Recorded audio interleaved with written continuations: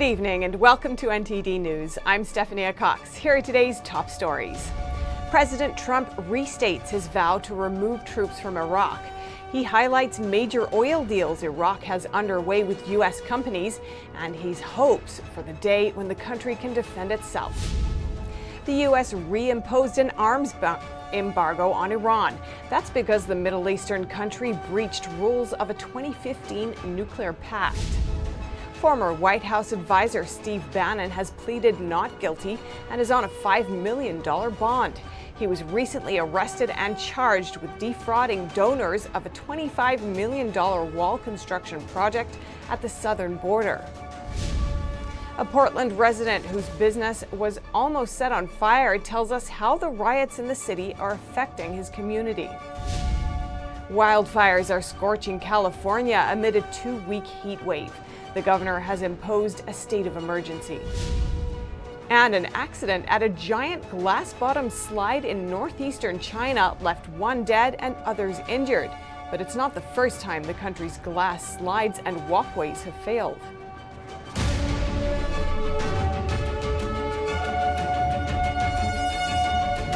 Steve Bannon, one of Trump's former campaign advisors, has been arrested along with 3 other suspects. They're charged with defrauding the donors of their We Build the Wall construction project.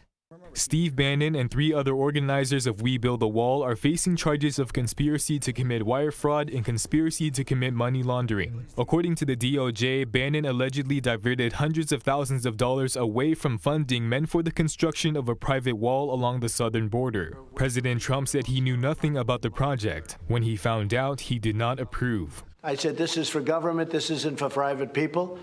And it sounded to me like showboating, and I think I let my opinion be very strongly stated at the time. I didn't like it. It was showboating and maybe looking for funds, but you'll have to see what happens. The White House says President Trump always thought the wall should be a government project and that it is far too big and complex to be handled privately. The campaign, which raised over $25 million, repeatedly told donors that its founder, Brian Kolfage, wouldn't get any of the money. But the indictment said he took over $350,000, while Bannon received over $1 million. It also said the two used the money to cover personal expenses. Federal Inspector Philip Bartlett said not only did they allegedly lie to donors, but they also schemed to hide it by creating false invoices, showing no regard for the law or the truth. The accused could be sentenced to 20 years in prison at most if convicted.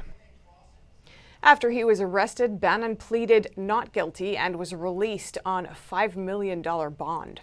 President Trump said he did not know the other suspects that were indicted. And President Trump has said he plans to withdraw all U.S. troops from Iraq. In a meeting with the nation's prime minister, the president said U.S. companies are making big oil deals in Iraq. He also said he hopes the U.S. will soon be leaving a country that can defend itself. President Trump said U.S. companies were involved in many prospects in Iraq's oil business, as the nation's prime minister declared his country open for business with the U.S. Iraq is open for American business and investment and for a better future for Iraq and Iraqi people. Thank you very much. According to the U.S. Department of Energy, 5 American companies signed commercial agreements worth $8 billion with the Iraqi government. Trump said the 2 countries are on good terms and that very few troops are still based in Iraq. I think our relationship now is better than ever before, but we have very few soldiers in Iraq. But we're there to help. The president added that if Iraq's neighbor Iran should strike, the U.S. would be there to give Iraq support. But he is looking forward to the day when the U.S. doesn't have to be there. Iraq's prime minister took office in April. He became the 3rd head of state in a chaotic 10-week period that followed months of deadly protests in the country. Iraq has seen decades of war, corruption, sanctions, and economic challenges. U.S. Secretary of State Mike Pompeo reimposed an arms embargo on Iran. He says the country is not trustworthy to buy and sell weapons. President Trump has directed U.S. Secretary of State Mike Pompeo to reimpose all UN sanctions on Iran. The move comes because the UN Security Council has not extended the arms embargo on Iran. The United States will never allow the world's largest state sponsor of terrorism to freely buy and sell planes, tanks, missiles, and other kinds of conventional weapons. These UN sanctions will continue the arms embargo. On Thursday, Pompeo submitted a complaint about Iran's non-compliance with a 2015 nuclear deal at the United Nations. The nuclear deal originally aimed to prevent Tehran from developing nuclear weapons in return for sanctions relief. But Tehran has breached the 2015 pact. Washington quit the deal in 2018, but it can use a provision in the agreement to trigger a return of all UN sanctions on Iran if the Security Council does not extend the arms embargo. Besides Iran not following the 2015 pact on its nuclear activities, Pompeo named more reasons why other nations should support an arms embargo on Iran. The Iranian regime has conducted terrorist operations across Europe. It's hijacked commercial jets, it's bombings, murdered innocent Europeans. It's conducted assassinations of dissidents in Europe, plots to blow up Jewish synagogues. This is all in Europe by the Iranians. Does it make any sense for them to have more weapons? We should not forget that just this year, they took down a commercial airliner. Pompeo says the fact that the European members of the Council don't support the U.S. attempt to extend the arms embargo makes the European people less safe. Portland police chief's proposed solution to quell the nightly violence proved ineffective after the city saw yet another night of rioting. One business owner tells us protesters tried to set his business on fire for no known reason. He says his community worry the situation is rapidly getting worse. NTD's Melina Weiskup has more. A mass gathering at Portland's ICE building ended with rioters throwing softball-sized rocks at officers, breaking windows, lighting fires, and attempting to send the ICE building into flames. A Portland business owner tells us if this keeps going on, the consequences can be grave. They've come into our warehouse district, vandalized one of my vehicles that we left outside. It's inoperable. I just have to basically throw it away, donate it for parts. And they tried to actually set our building on fire. This is our life. This is how we provide for our families. Without this, we don't have anything. This represents years and years of historical labor of 18-hour days, 6 days a week, and that is not an exaggeration. The president of the Portland Business Alliance told local media that businesses are leaving downtown Portland and that the financial consequences from destruction and shuttered businesses keep piling up. Who in their right mind would open a business in Portland going forward? Who in their right mind? Why would you? He says his business friends and others in the community are terrified that things are going downhill fast. According to him, people already started shooting at each other, and the city is lacking leadership. That they're not doing anything. They have hamstrung the police, which I don't understand. Gordon says the worst part is that what he sees happening in his city resembles what history has shown from revolts that led to totalitarian regimes in other countries. But what I am watching before my eyes, and I always wondered, I swear to God, I always wondered, how did Mao rise? How did Hitler rise? How did Stalin rise? What happened in Rwanda? What happened in Cambodia? I could go down the list of all the horrible things that have happened historically in the 20th and 21st century, mostly the 20th century, and go, how did people just sit there and let this happen? Well, now I know. This chart, just released by the Portland Police Department, tracks the night's happenings. It shows that nearly every single night since May 29th, projectiles have been thrown and fires were started at federal buildings, ICE buildings, or police precincts. The police chief says he keeps getting asked how they will stop the violence. His response, quote, "The solution is in a critical mass of community and partners coming together to denounce this criminal activity." He proposed this solution only several hours before yet another nightly riot on Wednesday. Melina Weiskup, NTD News. 2 were arrested after the riots last night, but it's unclear if they'll be charged because the district attorney's new policy won't prosecute petty crimes by protesters like interfering with officers and disorderly conduct.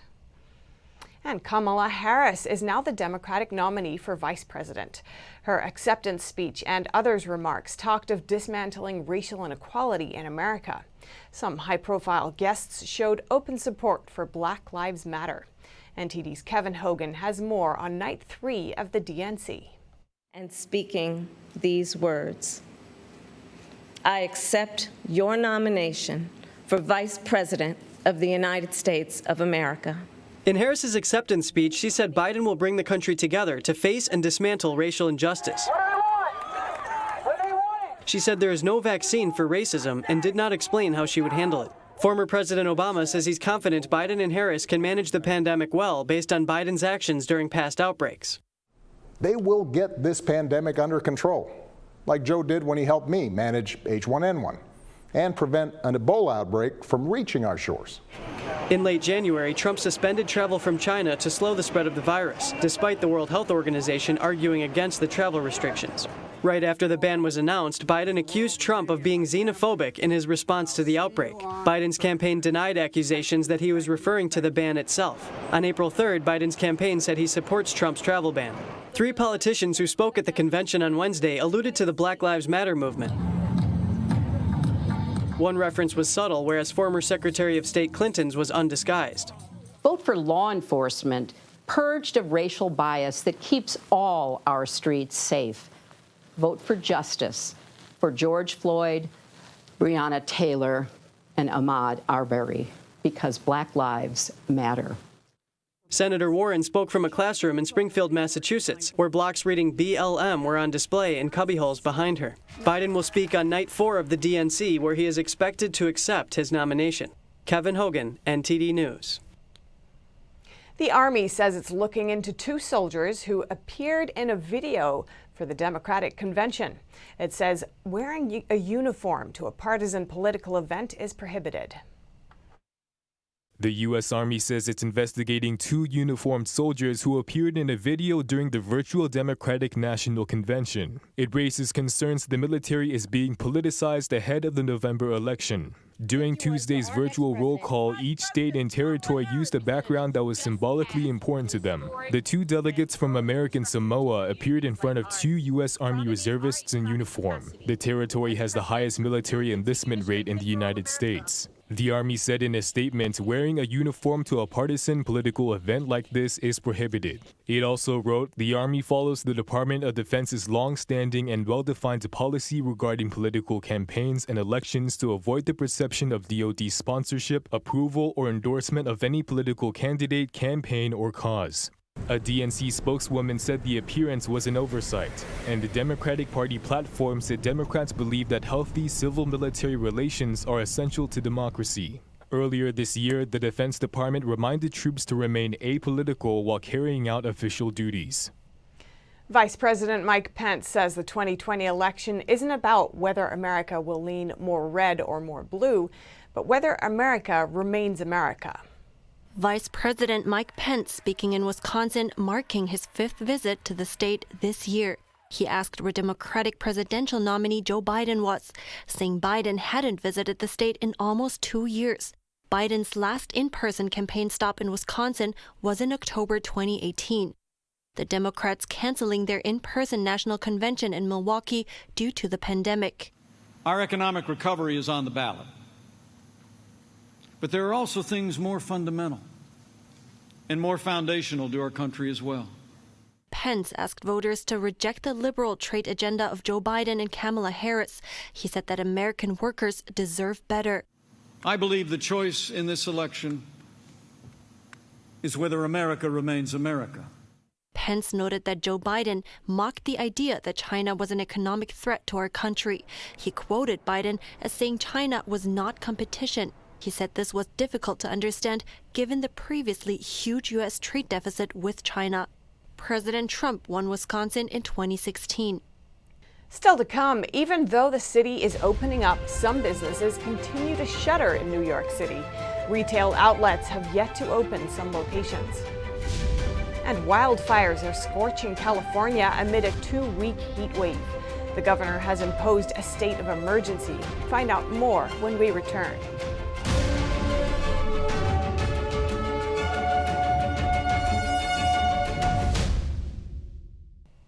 Several retail stores have called it quits in New York City, but they've kept their doors open in other states or areas where business isn't so bad amid the pandemic. NTD's Miguel Moreno has more on that.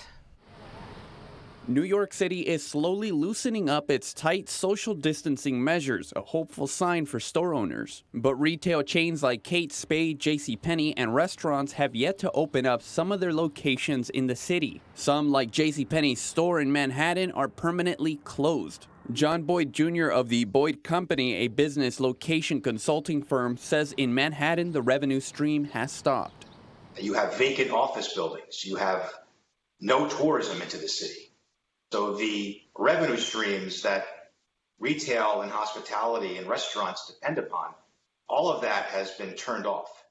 The chief executive of ARC Restaurants told the New York Times that he's only opened 2 of his 5 Manhattan restaurants. Meanwhile, in Florida, he's serving about the same number of guests as he did before the pandemic, thanks to outdoor seating on his parking lots. He says he'll never open another restaurant in the city. Boyd says there's been a dramatic outmigration of wealth and business people from New York to low-tax states like Florida and the Carolinas. Clearly, the COVID-19 epidemic is accelerating that trend. You have many wealthy New Yorkers staying in the Hamptons or staying in their second homes in Florida and contemplating never coming back until there's a real turnaround in the city with respect to more law and order and a fiscal climate that doesn't threaten new tax increases. Boyd says he thinks a vaccine for the virus would be a real game changer in New York's economic recovery. Miguel Moreno, NTD News, New York. School closures may further upset the economic recovery. Bloomberg reports that 18 million parents could be held back from returning to work. NTD's Phil Zhou asked New York parents if it's a concern for them. A new research from the U.S. Census says about 1 in every 5 adults are unemployed because they had trouble arranging child care services. We asked parents in New York City how their experience has been so far. I've actually worked all of the pandemic, but my hours were cut. I mean, it has been difficult, but it hasn't been as hard, I think, as other parents that have lost completely all of their jobs. Laura Beth says she's very fortunate to have family support during this time, but she's heard of parents who are struggling since schools closed down. They actually haven't been able to go back to work because they have to take care of their kids the whole time. Even if they have the opportunity to go back to work, they don't because they don't have anyone to take care of their kids. A parent from New Jersey says everything has been okay for her so far, but she feels extremely bad for parents who are struggling financially. Obviously, the kids are home all day. You consume more electricity. The kids eat more. They're home. They're home all day. She says it's important for family to be supportive and work together to make things happen. Another parent says he's unsure what is the best thing to do for his family. I'm like 50-50. I quit my job to keep my child safe. Schools are opening. Now I get to go back to work. Financially, it helps out, but are my children safe? He says it's a tough position to be in and that the pandemic has been stressful. My advice is if you have the means to keep your child at home for at least till January. At least January. If you can do it, do it. Public schools in New York City are expected to reopen on September 10th with a hybrid of remote learning and in-person classes. But Laura Beth tells us she has another concern on her mind. My sister works for a school, but they're not doing after school, so I believe that will be a struggle as well. After school program is meant for kids that can't be picked up early by their parents because of work, so I don't know how that will work out necessarily. Phil Zhou, NTD News, New York. An active state of emergency in California. That's as hundreds of wildfires scorch the region, spurred on by a heat wave, high winds, and now lightning. Thousands are under evacuation orders as crews battle hundreds of wildfires blazing across California. That's as a blistering heat wave in the state is now in its second week. In Vacaville, a city of about 100,000 between San Francisco and Sacramento, at least 50 structures were destroyed, with another 50 damaged. 4 people suffered burn injuries. Coming down the street, the first house was on fire, and then my neighbor's house was on fire. And it was gone, and I thought for sure mine was gone, but it's not, and it's a God bless, so. Another resident told a local TV station that she and her husband tried to drive out of the area, but their vehicle caught on fire. They were then forced to flee on foot. She even lost her shoe while trying to escape. Luckily, they made it out alive. Governor Gavin Newsom has ordered a state of emergency. He said the blazes were sparked by the effects of the current West Coast heat wave and sustained high winds. Coming up, a gas leak in a Chinese chemical plant draws conflicting reports from authorities. That's as other areas of the country struggle with persisting floods. And in northeastern China, a fatal glass-bottom slide accident leaves one dead and more injured. But it's not the first of its kind. Find out more when we return.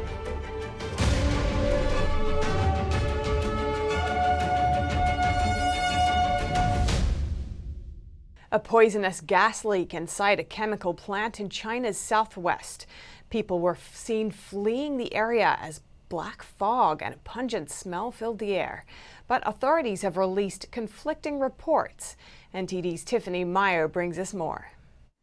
Besides flood troubles, other areas of the country are facing other problems.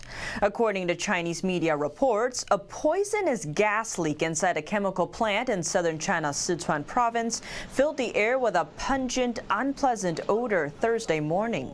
Video of the accident shows black fog rising from the scene. Many locals soon began to flee the city, crowding the streets as they evacuated. But the Chinese Communist Party's, or CCP's, reports about the accident appear inconsistent. Municipal authorities from Leshan City confirmed that a chemical plant leak occurred without explosions. They added that the situation is under control. But that district's official Weibo account, where the leak occurred, claimed there was no leak or explosion. That says that district's Communist Party secretary said in a video that no leaks, explosions, or any other abnormalities were found.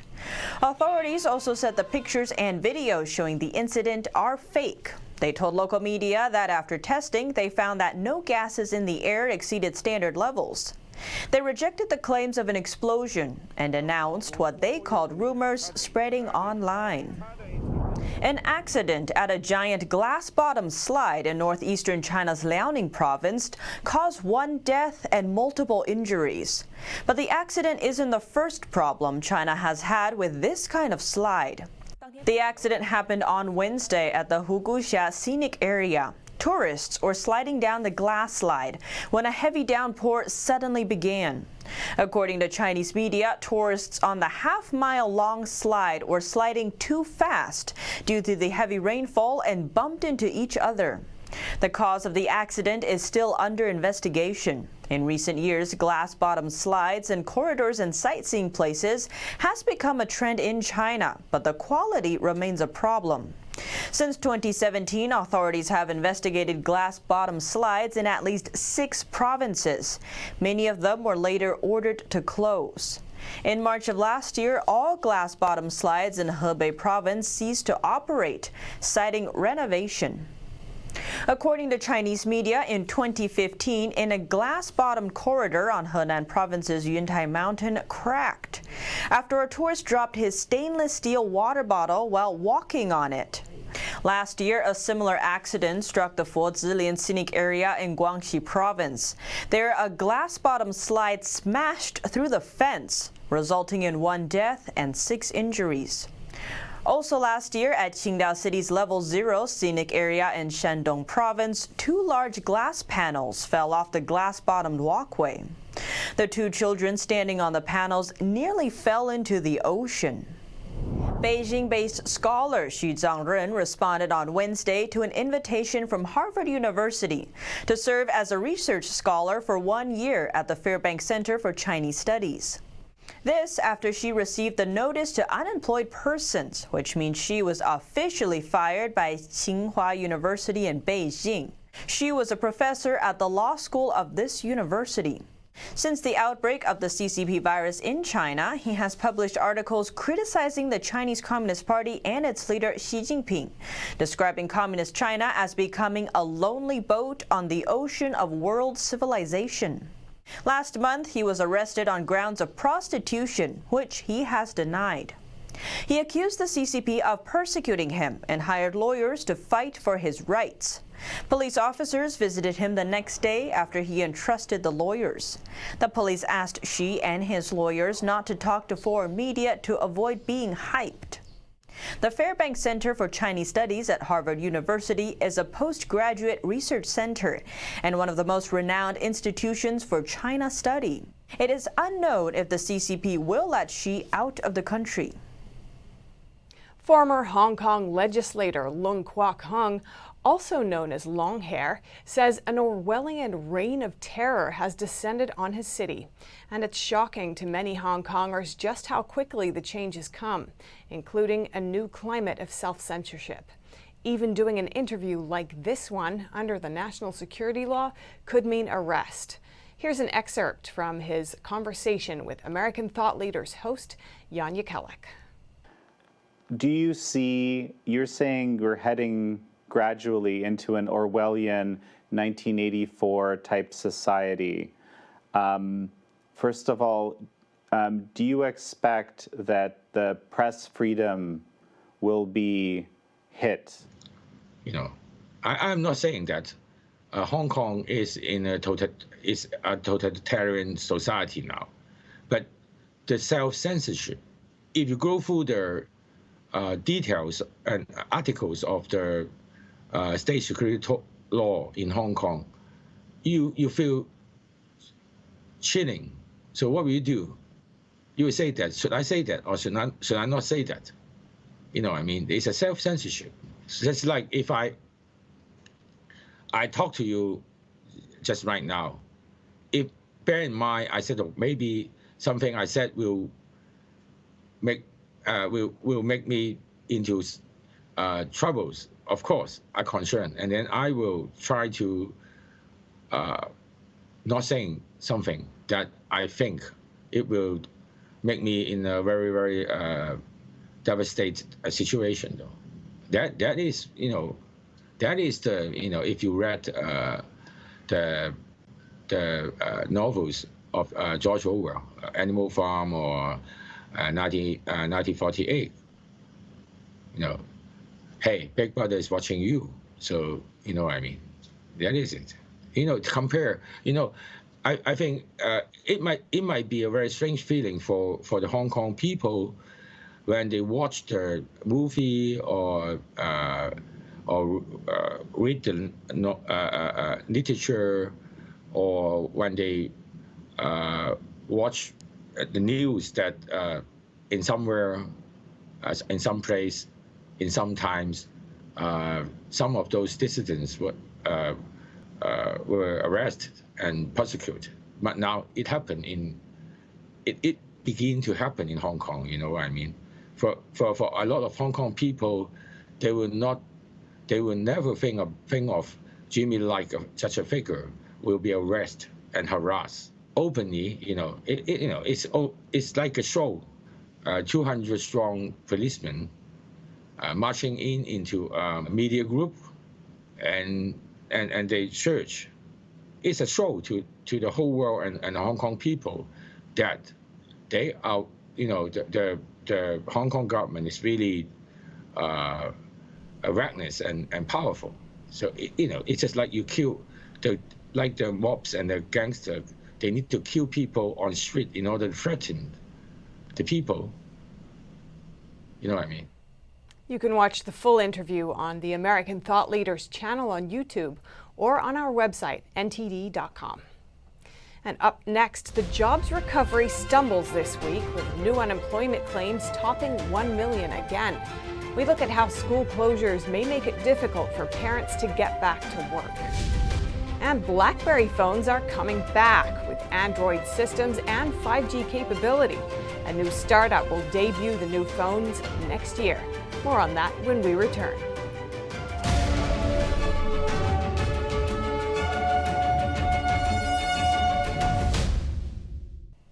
Over 1 million Americans filed for unemployment benefits last week. The number was falling steadily for the past few weeks and even fell below 1 million the week before last.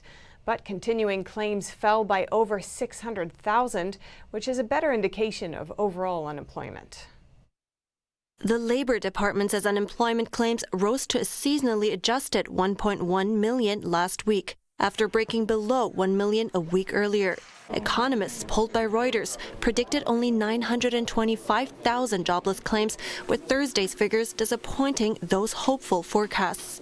Figures for the week before were the first time in over 20 weeks that claims dropped below 1 million, after peaking at nearly 7 million in March. The Labor Department blamed the CCP virus, commonly known as the coronavirus, for the continued impact on unemployment. The disappointing jobless numbers lent weight to the Federal Reserve's view of a difficult road to economic recovery. The minutes from a recent Fed policy meeting shows officials are concerned about extremely elevated levels of uncertainty around the economic outlook. They also said they expect the virus will continue to exact a heavy toll on America's economy. CCP virus infections continue to rise in some parts of the U.S., forcing local authorities to shut down or curb businesses. Larry Kudlow doesn't seem too worried, though. He says the housing market and retail sales are above pre-pandemic levels, and he expects the economy to continue rebounding for the rest of the year. I'm staying with my view, which is shared by the CBO and a lot of private forecasters. You're going to get about a 20% rise in third quarter GDP and fourth quarter GDP. So there's no need for... Kudlow says he acknowledges the virus threat, but fortunately, new case numbers are down from their highest levels. The fatality rate is leveling off, and the stock market is seeing through the virus to the other side of the pandemic. When asked whether America still needs a stimulus package, Kudlow said the administration wants the bill to be smart and efficient, but they're willing to put money up for things like opening schools and the post office. And American Airline says it plans to suspend flights to 15 U.S. airports in October as travel demands remain low. It said it may have to make additional cuts or reconsider if Congress gives more assistance. A reminder Thursday from American Airlines that while some parts of the economy are on the road to recovery, these are still turbulent times for the airline industry. American announced plans to stop flying to 15 U.S. airports, which would take out about 700 flights in October unless it gets another round of federal monetary assistance. The airline says the cuts are needed to offset continued weakness in air travel. Congress has been feuding for weeks on whether to grant airlines another $25 billion in payroll assistance that would keep tens of thousands of airline workers on the job for another 6 months. Airlines agreed not to lay off workers through September 30th in exchange for $25 billion in federal money that was dished out earlier this year. American Airlines received almost $6 billion of that first round of cash. Several airlines have privately warned lawmakers that unless they get more money, they will be forced to suspend service to smaller airports and lay off staff. Airline passengers are slowly coming back, but demand is still down an eye-popping 80% from the same time last year. If you're like many people, you probably thought the Blackberry phone, notorious for its physical QWERTY keyboard, was a thing of the past. But it's coming back. Blackberry has continued to license its brand to phone manufacturers over the years, and now a new licensee, Onward Mobility, has signed it on to bring it back. Foxconn subsidiary FIH will manufacture it. The companies say they will debut the Blackberry sometime next year. They didn't give a lot of details about the new phone, except that it will run on the Android operating system and have 5G connectivity. It will also have top-of-the-line security. No word yet on price. And in South Korea, some market vendors are struggling to stay open. Sales have plummeted due to the pandemic, and the once bustling markets are almost empty. Namdaemun Market is the largest traditional market in Seoul. It's home to thousands of merchants selling everything from clothes to accessories and home goods. Today, shopkeepers desperately wait for customers. It's impossible to imagine that just a few months ago, this market attracted 30,000 people a day. The negative impacts of the CCP virus are hitting these small store owners the hardest. Some vendors told us business is down 90%. Now, nobody is even shopping. Foreigners don't visit the market. We are dying. In July, the South Korean government executed its third stimulus budget of over $29 billion in aid. But this aid failed to include many shop owners. We're unable to get much. We want stimulus checks based on how much our sales decreased the first half of this year compared to the first half of last year. On August 10th, a cluster infection broke out at the market. 8 merchants at Kennedy Complex, a women's clothing store, tested positive. Outbreaks like this have been contributing to the public's fear and reluctance to visit the once popular site. As of August 19th, there are over 16,000 confirmed cases in the country, with over 2,000 of them in Seoul. Just over 300 people have died in South Korea during the pandemic. Up next, dissenting in Russia might mean your life is at risk. A fierce critic of President Putin is fighting for his life in the hospital. His team suspects something was put in his tea. Germany's largest circus has come up with a socially distanced show. A team of funny clowns will perform for you while washing your car, so car wash is not that boring anymore. More on these after the break.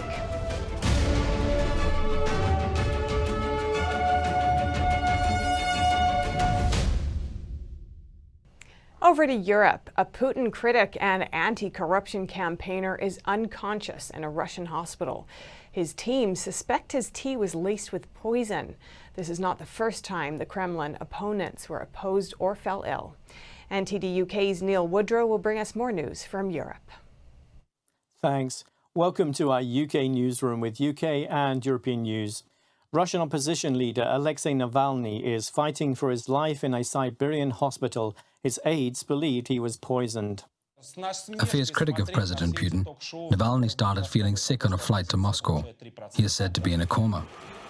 His spokeswoman believes his tea was laced with poison, as that was the only thing he drank in the morning. Naturally, poisoning is considered as one of the possible reasons for the deterioration in the condition, but besides that, there could be a number of acute states that lead to the same clinical signs.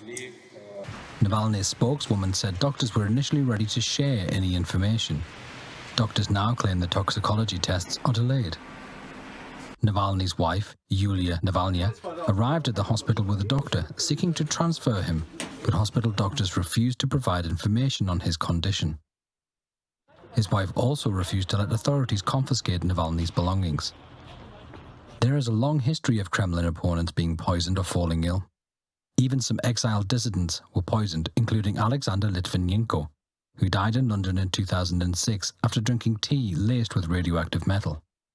Navalny, a 44-year-old lawyer and anti-corruption activist, has served many jail sentences for organizing anti-Kremlin protests.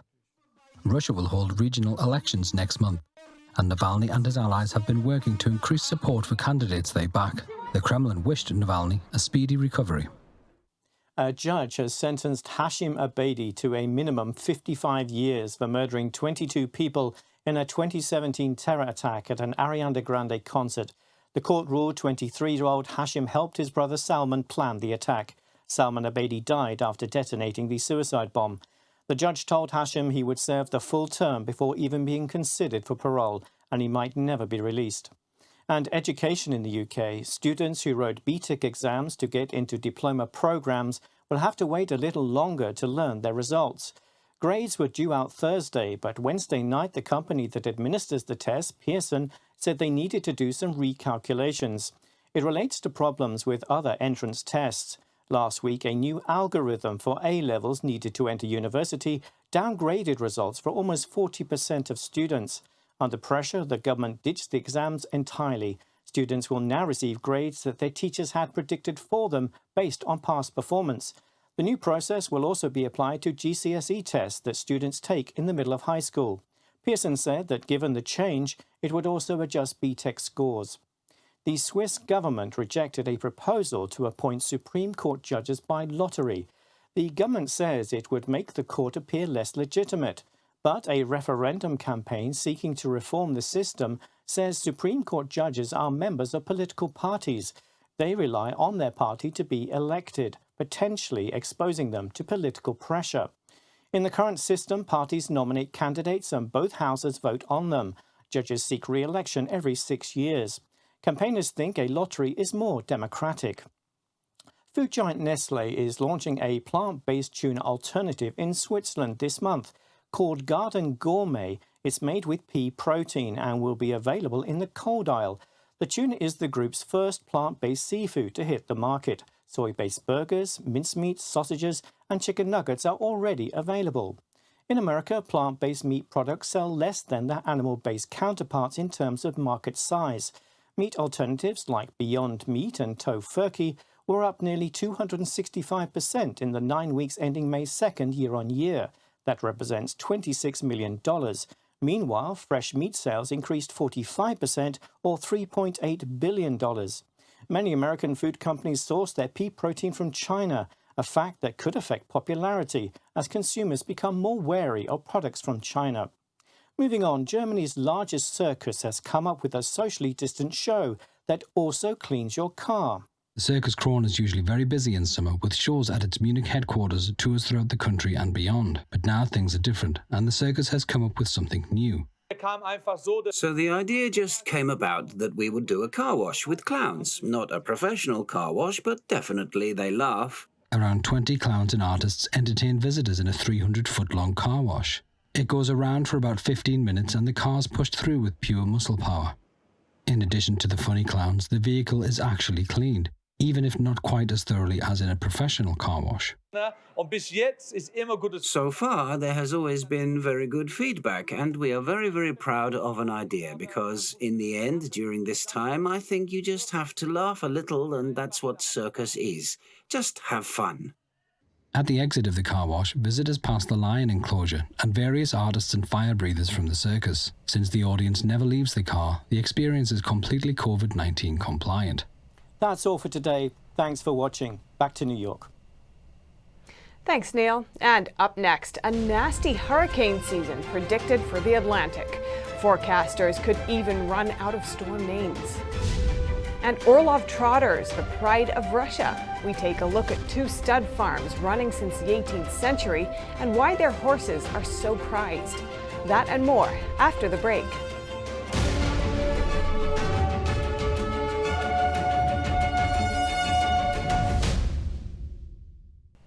Forecasters are keeping a close eye on what's expected to be a hyperactive hurricane season. Twice as many storms are expected this year compared to normal. According to forecasters, this year's Atlantic hurricane season is about to get even nastier with about twice as much storm activity as a normal year. They could even run out of traditional hurricane names. The National Oceanic and Atmospheric Administration predicts 19 to 25 named storms. Based on data from 1981 to 2010, an average year consists of 12. 7 to 11 will actually evolve into hurricanes. Maybe 3 to 6 of those would be major hurricanes. But so far this year, we haven't had a major hurricane. Forecasters say more storms in Africa, warmer water, and reduced high-level winds are all factors for a busier than normal hurricane season.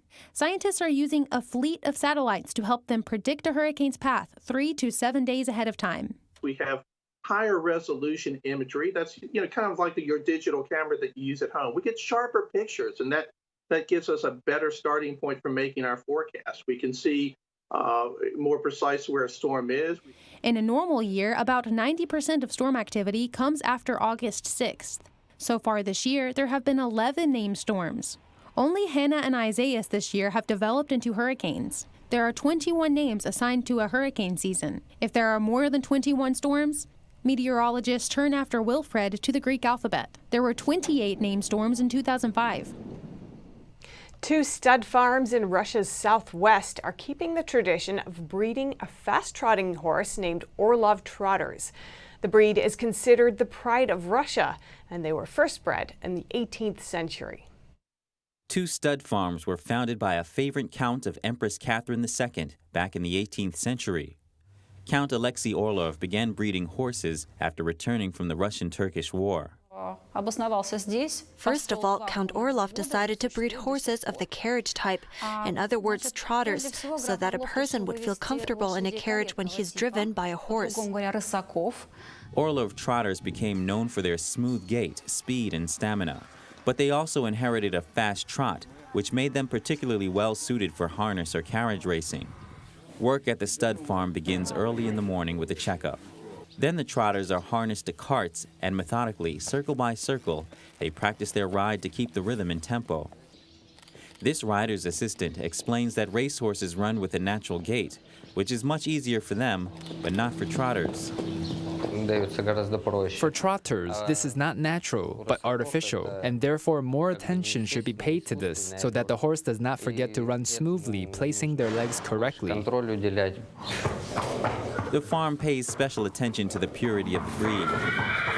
The horse must meet a number of requirements. Both farms produce and sell about 100 horses annually. The price of one such horse can go up to $150,000 US. They're mainly delivered to Russia, China, and Kazakhstan, where demand for Orlov trotters remains. And that's all for today's news. Thanks for tuning in. I'm Stephanie Cox.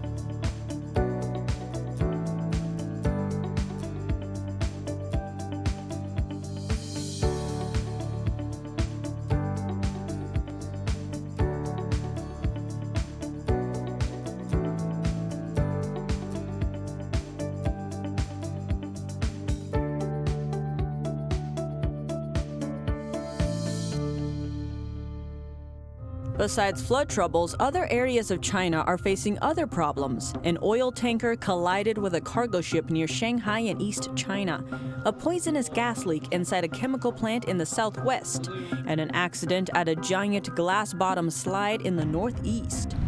China's Wolf Warrior diplomats sending conciliatory messages to the U.S. and asking for U.S.-China cooperation, in stark contrast to their aggressive attitudes earlier.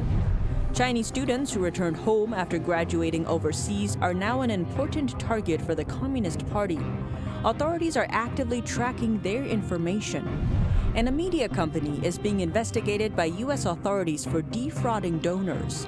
It is linked to former Trump political advisor Steve Bannon and one of China's most wanted fugitives, Guo Wengui. Tune in at 9:30 p.m. Eastern Time and tomorrow at 5:30 p.m. Eastern Time to watch the full China in Focus.